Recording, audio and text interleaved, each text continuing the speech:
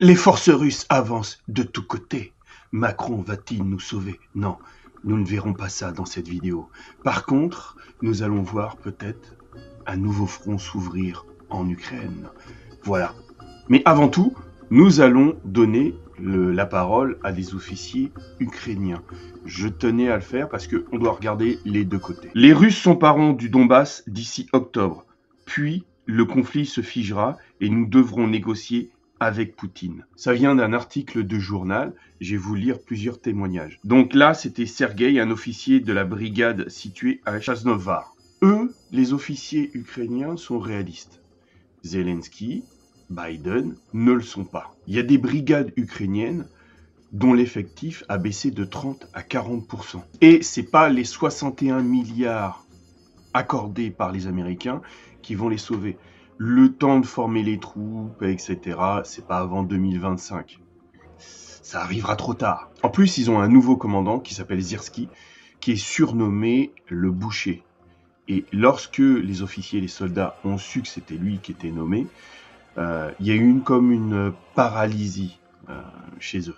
Autre témoignage toujours qui sort de ce journal, la poursuite de la mobilisation ne nous sauvera pas, déclare l'officier Alexander de la 93e brigade. Ceux qui sont en train d'être incorporés et formés ne le seront pas avant le mois d'octobre. D'ici là, nous aurons perdu toute la région du Donbass. Nous pouvons ralentir les Russes autant que possible, mais nous ne pouvons pas les vaincre, déclare l'officier Miroslav. Plusieurs officiers de première ligne parlent des brigades qui, dès la nomination de Zyrski, ont été envoyés en mission de combat avec pratiquement pas de munitions ou très peu de personnel. Selon les commandants, 3 brigades ont été dissoutes, parfois pour des raisons farfelues, et réparties dans d'autres unités de combat. C'est juste pour vous faire comprendre encore une fois que les officiers ukrainiens ont une vue très claire de ce qui se passe sur le terrain.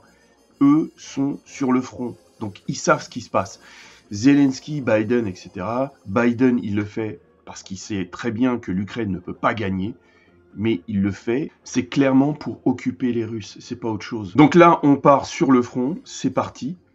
Donc on va retourner à Ochétérine. Je vous avais déjà fait une vidéo là-dessus, sur la bataille d'Ochétérine. Et donc vous avez pu voir l'évolution du front. Ici, on va repartir à la date de la précédente vidéo. Les Russes ont fait une avancée. Alors, les Russes ne concentrent pas leurs forces à un point stratégique. Là, en fait, c'est plus une guerre d'attrition. En fait, ils essayent d'user les forces ukrainiennes. Et là, il y a eu un relâchement. Et ils ont pu...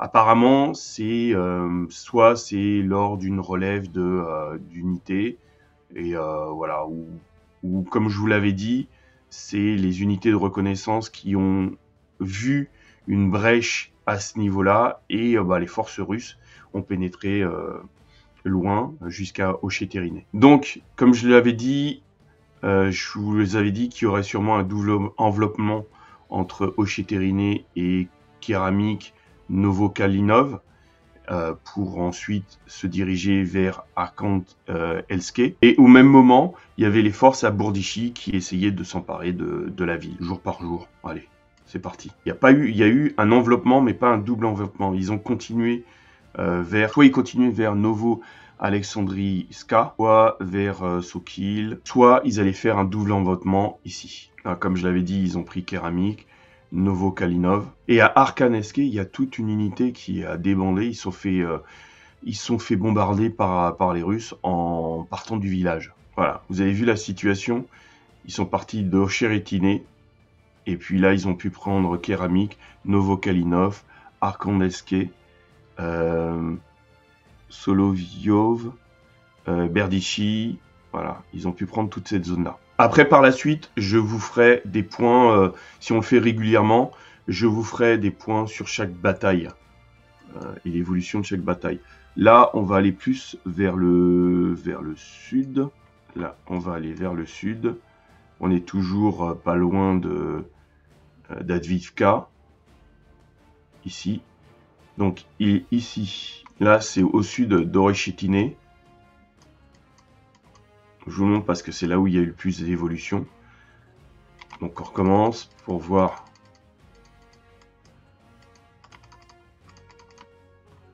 Voilà. Donc le 18, il n'y a rien. Alors, il faut savoir que les forces ukrainiennes ont eu des renforts sur cette route. En fait, ils se sont fait bombarder. Il y a eu 4 bombardements sur cette route. Ce qui fait que ils n'ont pas pu avoir de renfort.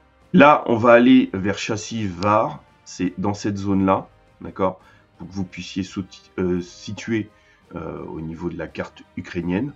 Donc, on va aller voir ça. Pourquoi c'est important? Parce que là, bon, les Russes avancent sur plusieurs points. Ce qui est important, c'est qu'une fois qu'ils vont prendre Chassiv-Var, ils vont pouvoir aller vers Konstantinivka, qui est une grosse zone urbaine. Donc en fait, ils sont obligés de prendre cette partie-là, cette ville-là. Ça va être une grosse bataille. Et au sud, regardez, en même temps, au sud, ils se dirigent vers cette même ville. Si on reprend la carte, ils attaquent sur ce point-là et sur ce point-là pour se diriger vers Konstantinivka. Comme je le disais en début de vidéo, il y aurait peut-être un nouveau front. Donc on va passer. L'armée russe aurait redéployé un bataillon de la 76e division aéroportée dans l'oblast de Koursk dans le cadre d'un effort russe plus vaste visant à rassembler une force opérationnelle significative pour une éventuelle future opération offensive russe contre le nord-est de l'Ukraine et de la ville de Kharkiv. Alors, de quelle zone on parle exactement? On va retourner sur la carte. Là, cette partie-là en verte, ça date de 2022, quand les forces russes ont attaqué au nord de Kiev, au nord de l'Ukraine, et après se sont retirés via la Biélorussie et la Russie. Et donc, en fait, la zone dont on parle, c'est cette zone-là. La zone de Belgorod, Koursk, etc. C'est cette zone-là dont l'article parle. Et donc, l'observateur militaire ukrainien Konstantin Massoviev a déclaré le 5 mai que l'armée russe avait rassemblé environ 50 000 hommes dans l'oblast de Belgorod, Koursk et Briansk, ce que je vous ai montré, dans le cadre de son groupement de forces nord. Massoviev a déclaré que l'armée russe avait concentré plus de 31 000 soldats dans l'oblast de Belgorod, 10 000 dans l'oblast de Koursk. L'oblast, c'est une enclave, hein, pour ceux qui ne comprennent pas. Voilà. Et plus de 8 000 dans l'oblast de Briansk. Il faut savoir que les forces ukrainiennes ont lancé quelques opérations. Par exemple, à Belgorod, il y a eu des mercenaires surtout qui sont allés dans ces territoires-là et puis ils sont repartis, où ils ont plutôt été chassés. Sassoviev a noté qu'un bataillon non spécifié du FDV, bataillon VDV du 104e régiment russe, se trouve actuellement dans l'oblast de Koursk. Avant ça, je résume, il était dans l'oblast de Zaporizhzhia en février et mars 2024, ce qui suggère que le 104e régiment se sont redéployés du sud de l'Ukraine vers la frontière entre la Russie et le nord-est de l'Ukraine. ISW, c'est un gros magazine de stratégie, a récemment observé des rapports non confirmés selon lesquels l'armée russe redéployait des éléments de la 76e et 7e division VDV de l'oblast de Zaporizhzhia vers diverses directions, y compris l'est de l'Ukraine, mais n'a pas observé de confirmation. Voilà. Donc voilà, c'est juste une tendance. Je voulais que vous en teniez compte. Là, les forces ukrainiennes sont